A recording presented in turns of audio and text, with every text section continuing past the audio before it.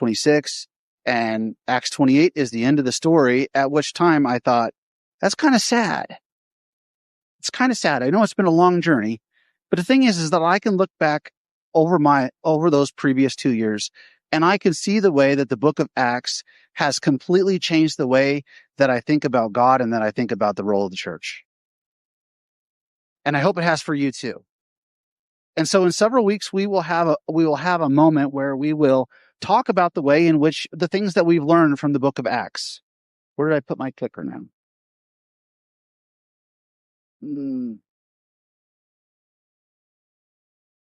Thank you, Doug. So today, guys, what I want to do is we're in that section of Acts where we start to talk a lot about these trial scenes, and Paul is making statements about that the resurrection is on trial. And so what I did is I wanted to take a Sunday and talk about the way in which the resurrection changes our lives every single day. Typically, when we think about resurrection in Christian theology, we think about the resurrection of Jesus and the resurrection to come. An event where one day we will be raised from the dead and go with Jesus. But guys, it's so much more than that. And it's so much more exciting than that. Because the early church believed that the resurrection of Jesus was the turning point in their moment, a new reality, you might say. And you guys testified to that very thing this morning. The way in which God is doing something in our lives because Jesus was raised from the dead. Okay, and so what I want to talk about today is just 5 points. If you can think of other things, I would love to hear from you here in a moment. But here are 5 things. Okay, five ways in which I think that the resurrection changes our lives every single day. Let me skip this. I'm going to add that. This is the first thing. I call these the embodiments. Every one of these starts with, because of the resurrection, we live. So here's the first one. Because of the resurrection, we live with the expectation that God is actively redeeming all things, always ready to flip the script when the odds are stacked against him and us. This has seriously become one of the ways in which Acts has changed my life, is that I now recognize and I live with a curiosity that when the cards are stacked in our life, when moments look bleak or insurmountable, that those are the moments that God does his best work. Okay, which is a completely important thing for us right now, because when I talk with my pastoral peers, all I hear about is the church decline, church decline, church decline.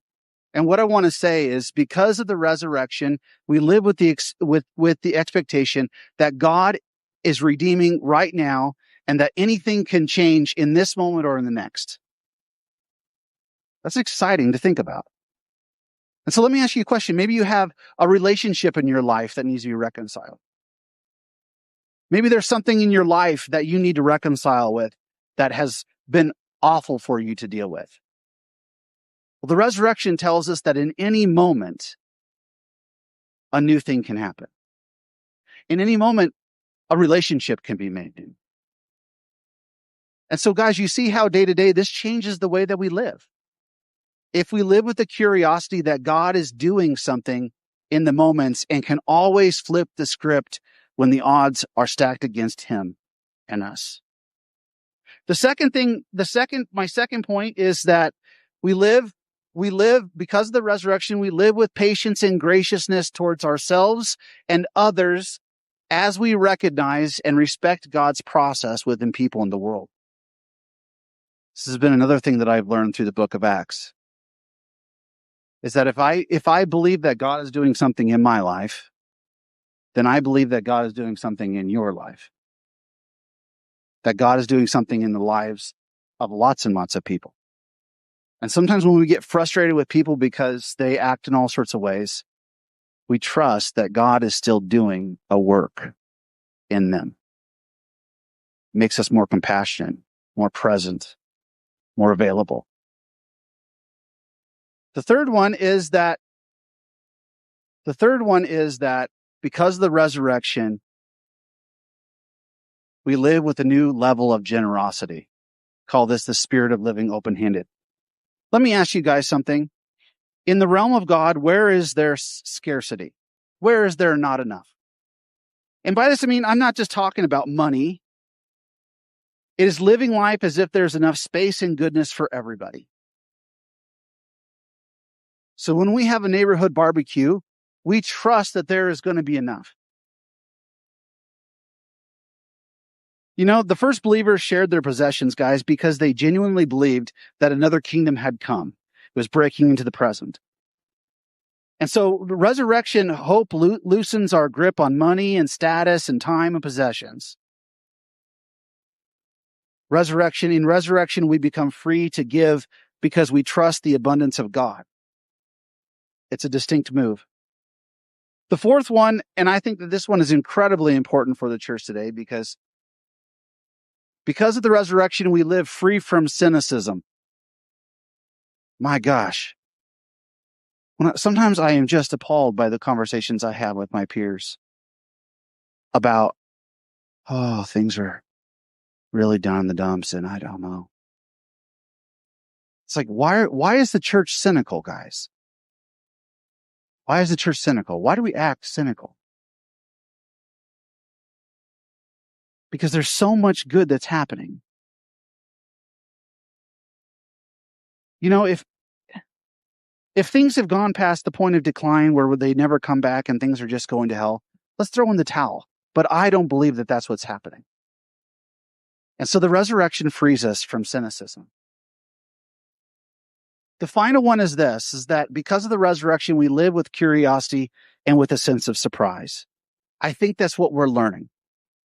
We're learning that day to day, the way that we think life is going to go may not go that way. And it's okay. Because God is doing something in our lives and in our neighborhoods that is much bigger than we can possibly imagine. And so the more that we live in mystery and curiosity and surprise, the more we will see our lives healed and the lives of other people healed. And so this leads me to think about 5 virtues, we might say: hope, patience, generosity, confidence, and attentiveness. As I sit in my office this morning thinking about this, that sounds a lot like the fruit of the Spirit. That what we learn from the resurrection is exactly the fruit of the Spirit. Those are ways that I think that the resurrection changes our lives day to day